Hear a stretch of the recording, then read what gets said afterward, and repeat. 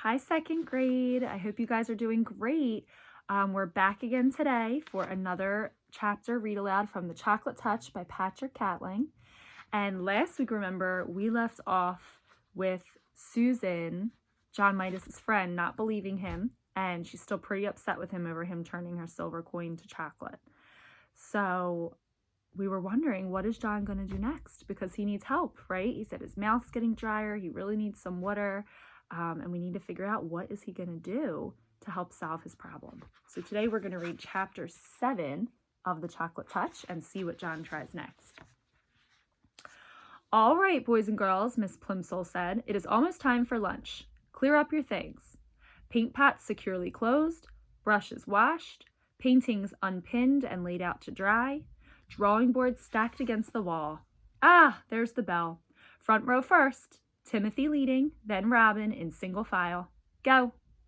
John, alone, walked slowly in the throng, hurrying along the corridors to the school cafeteria. The school was proud of the cafeteria and the food served in it. The room was spacious and bright, with windows all the way along one side, overlooking the playground and the playing fields beyond. The opposite side was wholly taken up by the shiny silver service counter. Several boys and girls were already settled at tables by the time John took his place in the line. Enviously, John noticed a boy at a nearby table suck at straws dipped in a milk bottle that was dull with frost. John could imagine the refreshing taste of cold, creamy milk. At another table, a group of girls were eating fat red cherries. John could almost feel the firm fruit on his tongue and the pleasure of biting through the tart, juicy pulp. The cherries must taste good. They must be thirst-quenching. John unhappily took a tray from the pile and slid it along the rails in front of the top of the counter. He put a paper napkin, a glass, and a gleaming spoon, a knife and a fork on the tray.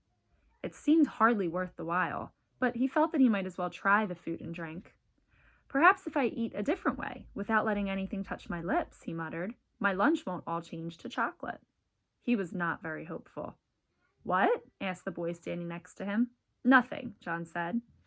I thought I heard you say something about chocolate, the boy said. I hope this is the day for chocolate cream pie, he added. That'd be super. On chocolate cream pie days of the past, John had been known to skip the main course so that he might spend all his lunch money on dessert.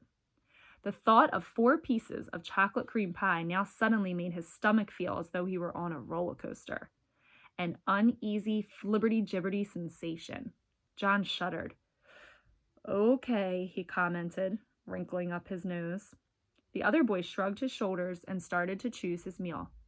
John took a plate of cold chicken and ham, potato chips, and a crisp, moist lettuce and tomato salad.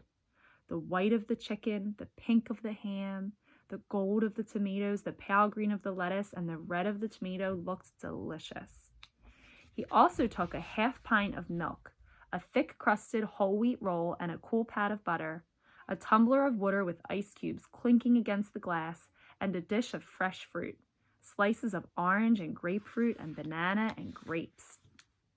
John's tray was loaded with just the sort of meal his mother was always trying to persuade him to eat. Until today, John had always thought it was pretty dull to eat sensible things when there were sweeter food and drink to be had. Today, however, the sensible things looked most appetizing, and his mouth began to water in its new sticky way. John paid for the lunch with the money his mother had given him, went to an empty table, and sat down. His fingers trembling slightly with eagerness, he cut a slice of lettuce. His fork went through the leaves with a promising crunch. So there's John with his plate full of good food that his mom wishes he would eat. And now he really wants it, right? He stuck the prongs of the fork into a mouth-sized piece of lettuce and carefully inserted it into his mouth. The lettuce didn't touch his wide-stretched lips. John's teeth came together in crisp layers of sweet chocolate. He took a small piece of potato chip, tilted back his head until he was looking straight up at the ceiling, and dropped the morsel straight down into his throat. He felt it go down, a sharp fragment of sweet chocolate. He tried the milk, the ice water, the fruit. Every solid and liquid that he sampled was transformed as soon as it entered his mouth. Then he became aware of a shocking novelty that he hadn't noticed at breakfast.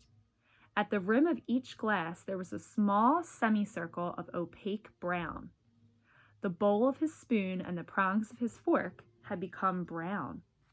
As John watched, horrified, the areas of magic chocolate slowly spread until at last the glasses and cutlery were all solid chocolate.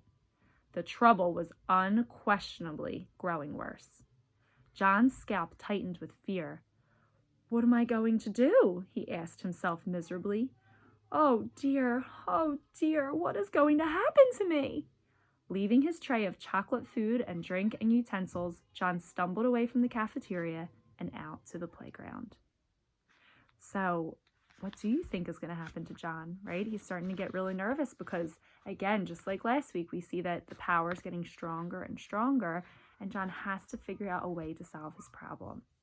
So when we come back together next week, we'll see what he tries next, right? This week he thought maybe if the food didn't touch his lips, but that didn't work. So John's going to have to try and find another solution. So we'll be back together next week and think about what you think John might try next or what you would try next if you were in John's position. Have a great week, second grade. I miss you guys. Bye.